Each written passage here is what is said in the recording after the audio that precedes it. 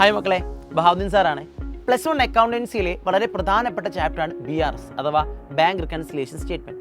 പരീക്ഷയ്ക്ക് 5 മാർക്ക് മുതൽ 8 മാർക്കിന് വരെ നമുക്ക് എന്ത് ചെയ്യാൻ ചാൻസ് ഉണ്ട്? ഈ ഒരു ചാപ്റ്ററിൽ നിന്നും എക്സാമിന് ക്വസ്റ്റ്യൻ ചോദിക്കാൻ സാധ്യതയുണ്ട്.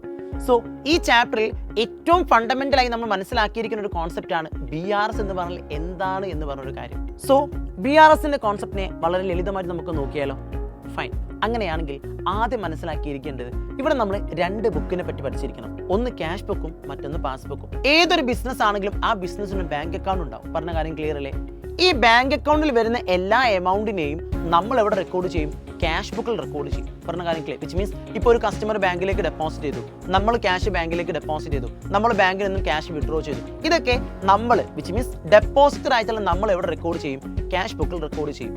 എന്നാൽ ഇതേ സമയം ഇതേ ബുക്കിന്റെ ട്രാൻസാക്ഷൻസിനെ നമ്മൾ അക്കൗണ്ടിന്റെ ട്രാൻസാക്ഷൻസിനെ എവിടെയും റെക്കോർഡ് ചെയ്യും?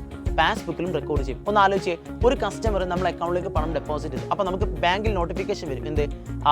അക്കൗണ്ടിലേക്ക് പണം ഡെപ്പോസിറ്റ് ചെയ്തിട്ടുണ്ട് എന്നുള്ള കാര്യം. പറഞ്ഞ കാര്യം ക്ലിയർ അല്ലേ? അക്കൗണ്ട് നമ്മൾ പണം പിൻവലിച്ചു, ഇതും എവിടേക്ക് റെക്കോർഡ് ചെയ്യും? നമ്മുടെ പാസ് ബുക്കിലേക്ക് റെക്കോർഡ് ചെയ്യും. സോ പാസ്ബുക്ക് എന്ന് പറഞ്ഞിട്ടാണെങ്കിൽ നമ്മളെ അക്കൗണ്ടിൽ നടക്കുന്ന ട്രാൻസാക്ഷൻസ് ബാങ്ക് റെക്കോർഡ് ചെയ്യുന്ന ബുക്കിനെ വിളിക്കുന്ന പേരാണെന്ത്? പാസ്ബുക്ക്. പറഞ്ഞ കാര്യം ക്ലിയർ അല്ലേ? നേരെ മറിച്ച് നമ്മളെ അക്കൗണ്ടിൽ നടക്കുന്ന ട്രാൻസാക്ഷൻസിനെ നമ്മൾ റെക്കോർഡ് ചെയ്യുകയാണെങ്കിൽ അതിന് വിളിക്കുന്ന പേരാണെന്ത്?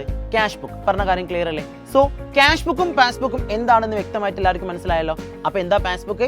നമ്മളെ ബാങ്ക് അക്കൗണ്ടുമായിട്ട് ബന്ധപ്പെട്ട ഡാറ്റാസ്, ബാങ്ക് അക്കൗണ്ട് നടക്കുന്ന ട്രാൻസാക്ഷൻസിനെ ബാങ്ക് റെക്കോർഡ് ചെയ്യുകയാണെങ്കിൽ അത് നമ്മൾ എന്ത് വിളിക്കും? പാസ്ബുക്ക് എന്ന് വിളിക്കും. എന്നാൽ ഇതേ ബാങ്ക് അക്കൗണ്ടിലെ ട്രാൻസാക്ഷൻസിനെ നമ്മൾ റെക്കോർഡ് ചെയ്യുകയാണെങ്കിൽ, നമ്മൾ നോട്ട് ചെയ്ത് വെക്കുകയാണെങ്കിൽ ആ ബുക്കിനെ നമ്മൾ എന്ത് വിളിക്കും? ക്യാഷ് ബുക്ക് എന്ന് വിളിക്കും. അപ്പം ഞാൻ ചോദിക്കട്ടെ, എപ്പോഴും ക്യാഷ് ബുക്കിലെയും പാസ്ബുക്കിലെയും ബാലൻസ് എപ്പോഴും ഈക്വൽ ആയിരിക്കണ്ടേ? ഒന്ന് ആലോചിച്ച് നോക്കിയേ. 2 പേര് പ്രിപ്പയർ ചെയ്യുന്നതും ഒരേ അക്കൗണ്ടിന്റെ ഡാറ്റാസ് ആണ്, അല്ലെങ്കിൽ ഒരേ അക്കൗണ്ടിൽ നടക്കുന്ന ട്രാൻസാക്ഷൻസിനെയാണ് ക്യാഷ് ബുക്കും പാസ്ബുക്കും റെക്കോർഡ് ചെയ്യുന്നത്, റൈറ്റ്? അപ്പം 2 ബുക്കിലും എല്ലായ്പ്പോഴും എന്തായിരിക്കണം? ഒരേ എമൗണ്ട് ആയിരിക്കണം കാണിക്കേണ്ടത്, ആണല്ലോ. എന്നാൽ ചില സിറ്റുവേഷൻസിൽ എന്ത് സംഭവിക്കാൻ ചാൻസ് ഉണ്ട്? ക്യാഷ് ബുക്കിലെയും പാസ്ബുക്കിലെയും എമൗണ്ട് ഡിഫറെന്റ് ആയി കാണിക്കും. എക്സാമ്പിൾ, ക്യാഷ് ബുക്കിൽ 1 lakh ഉണ്ട്, എന്നാൽ പാസ്ബുക്കിലും 1 lakh ഉണ്ടെന്ന് വിചാരിക്കാം. എങ്ങനെ? പാസ്ബുക്കിലും 1 lakh ഉണ്ട്, ക്യാഷ് ബുക്കിലും 1 lakh ഉണ്ട്. ക്ലിയർ? സോ രണ്ടും ബാലൻസ്ഡ് ആണ്. എന്നാൽ വിചാരിക്കാം ഒരു കസ്റ്റമർ എന്ത് ചെയ്തു? 10,000 rupees നമ്മുടെ ബാങ്കിലേക്ക് ഡെപ്പോസിറ്റ് ചെയ്തു.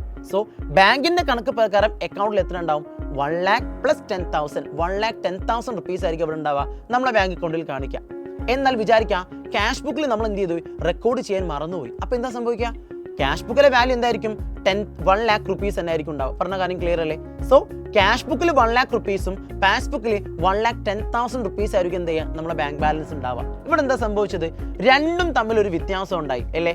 അതായത് പാസ്ബുക്കിന്റെ കണക്ക് പ്രകാരം 1,10,000 ക്യാഷ് ബുക്കിന്റെ കണക്ക് പ്രകാരം 1 lakh അക്കൗണ്ടിൽ കാണിക്കുന്നത്. ക്ലിയർ? എന്നാൽ ഇവിടെ ഇങ്ങനെ ഒരു മിസ്റ്റേക്ക് സംഭവിച്ചല്ലോ.